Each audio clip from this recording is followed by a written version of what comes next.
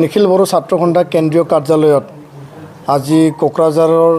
সাংবাদিক বন্ধুসকলক আমি আমন্ত্ৰণ জনাইছোঁ আৰু বিশেষকৈ CAA চিটিজেনশ্বিপ এমেণ্ডমেণ্ট এক্ট 2019 13 ডিচেম্বৰত ভাৰতৰ পাৰ্লিমেণ্টত যোনটো বিধেয়ক পাছ হৈছিল আৰু 2024 11 মাৰ্চ যোৱা পৰহি যোনটো ইয়াৰ ৰুলছ গাইডলাইনছ লাগু হৈ গ'ল ইমপ্লিমেণ্টেশ্যনৰ কাৰণে ইয়াক লৈ নিখিল বড়ো ছাত্ৰ সন্থা আমি আজি সংবাদমেল আয়োজন কৰিছোঁ। নিখিল বড়ো ছাত্ৰ সন্থাৰ স্পষ্ট মতামত আমি সদায় একে কথাই কৈ আহিছোঁ যে আমি মানি লোৱা নাই আৰু মানি নলওঁ। দ্বিতীয় কথাটো হ'ল আমি বিৰোধিতা কৰোঁ আৰু বিৰোধিতা কৰি যাম। অসমৰ খিলঞ্জীয়া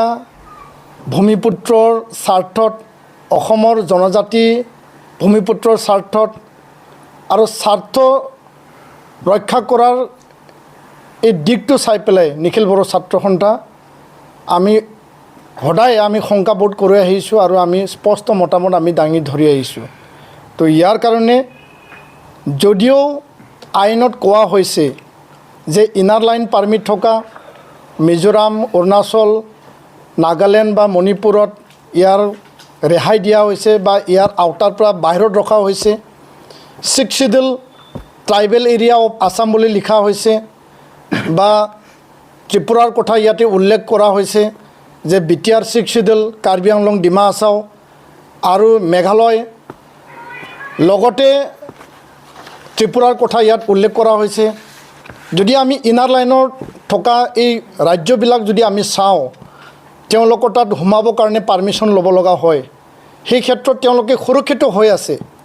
কিন্তু অসমত থকা BTR বড়োলেণ্ড অঞ্চল আৰু কাৰ্বি আংলং আৰু ডিমা হাছাও যদি কোকৰাঝাৰত থকা চিৰাং বাক্সা ওদালগুৰি তামোলপুৰত থকা মানুহজনে বা অবৈধ বিদেশীয়ে যদি ধুবুৰী বঙাইগাঁও বা নলবাৰী বৰপেটাৰ পৰা তেওঁলোকে যদি জিলা প্ৰশাসনক বা এম্পাৱাৰ্ড কমিটি যোনটো দিয়া হৈছে এই কমিটিক যদি এপ্লাই কৰে অনলাইন আৰু তেওঁলোকে ভাৰতৰ নাগৰিকত্ব যদি পোৱা যায়, সেই ক্ষেত্ৰত তেওঁ নাগৰিকত্ব পোৱাৰ পিছত য'তেই ইচ্ছা তেওঁ থাকিব পাৰিব। আৰু BTR 6th schedule Bharat Bangladesh সীমান্তত লাগি থকা এটা 6th শিডিউল হয় আৰু অলৰেডি এই যি ট্ৰাইবেল বেল্ট এণ্ড ব্লক বা ট্ৰাইবেল এৰিয়া আৰু অট'নমাছ কাউন্সিল আৰু 6th শিডিউল কাউন্সিল 10টা অট'নমাছ কাউন্সিল আৰু 6th শিডিউল কাউন্সিল অলৰেডি ভাবুকি আহিছে। আমাৰ মাটিৰ ওপৰত ভাবুকি আহিছে, আমাৰ কলা সংস্কৃতিৰ ওপৰত ভাবুকি আহিছে, আমাৰ সমাজ জীৱনত আমাৰ অৰ্থনীতি জীৱনত ভাবুকি আহিছে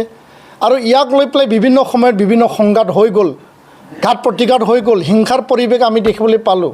আৰু পুনৰ আমি তেনেকুৱা নিবিচাৰোঁ। তো নিখিল বড়ো ছাত্ৰ সন্থাৰ স্পষ্ট মতামতটো হ'ল যে যদিও 6th শিডিউল সুৰক্ষিত বুলি ইয়াত লিখা হৈছে, ইয়াত সুৰক্ষিতৰ যোনটো ইয়াত ডেফিনেশ্যন সেইটো কেনেকৈ বুজাব যে আমি কেনেকৈ সুৰক্ষিত। বুজি ল'লোঁ যে কোকৰাঝাৰত এপ্লাই কৰিব নোৱাৰিব, চিৰাঙত এপ্লাই কৰিব নোৱাৰিব, তামোলপুৰ ওদালগুৰি বাক্সাত এপ্লাই কৰিব নোৱাৰিব, কিন্তু সি অন্য জিলাত এপ্লাই কৰিব পাৰিব। আৰু যেতিয়া তেওঁ নাগৰিকত্ব প্ৰমাণপত্ৰ পোৱা যাব বা নাগৰিকত্ব প্ৰমাণ তাক দিয়া হ'ব, ইয়াৰ পিছত ভাৰতত অসমৰ যিকোনো জিলাত তেওঁ থাকিব পৰা তেওঁ অধিকাৰ আছে। সেই কথাটো লৈ আমি শংকাবোধ কৰিছোঁ আৰু ইয়াৰ কাৰণে কেন্দ্ৰীয় চৰকাৰক আমি দাবী জনাইছোঁ যে আমাক এই যে শংকা, এই যে ছেফটি ছিকিউৰিটি আমাৰ যি ৰক্ষা, ইয়াৰ ওপৰত চৰকাৰে ক্লিয়াৰ কাট কৰিব লাগে আৰু আমি ইয়াৰ কাৰণে মানি লোৱা নাই আৰু আমি মানি নলওঁ। ইয়াক আমি বিৰোধিতা লোৱা নাই আৰু আমি মানি নলওঁ, ইয়াক আমি বিৰোধিতা কৰিছোঁ অসমৰ স্বাৰ্থত,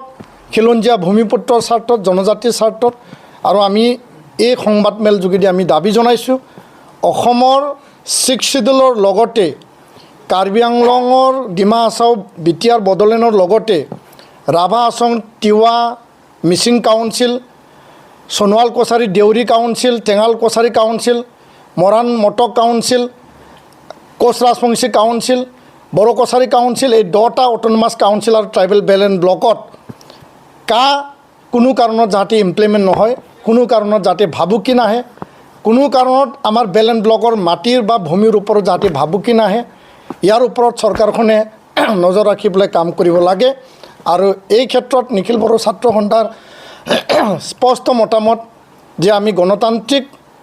অহিংস পন্থা লৈ পেলাই আমি আগবাঢ়ি যাম। আৰু আগন্তুক দিনত আমি চাম যে কিমান লক্ষ লক্ষ অবৈধ পাকিস্তানৰ পৰা অহা, অবৈধ বাংলাদেশৰ পৰা অহা সেই অবৈধ বিদেশীয়ে ইয়াত কিমান এপ্লাই কৰে আৰু ইয়াৰ ওপৰত ভিত্তি কৰি নিখিল বড়ো ছাত্ৰ সন্থা আমাৰ গণতান্ত্ৰিক বা আইনী আৰু অহিংস যি পন্থা সেই পন্থাটো আমি আগবঢ়াই লৈ যাম। এইখিনি আমি স্পষ্ট মত দাঙি ধৰিছোঁ।